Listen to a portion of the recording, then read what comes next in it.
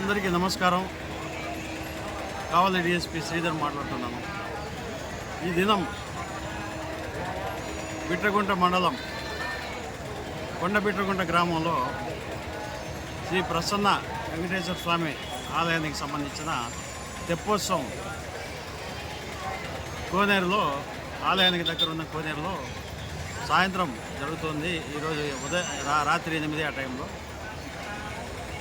8:30 ఆ టైంలో దేవుడు లోపల తీసుకెళ్లారు. ఈ లోపల పడవ తెప్ప ఓ పక్క నుంచి ఒరగడం స్టార్ట్ అయింది.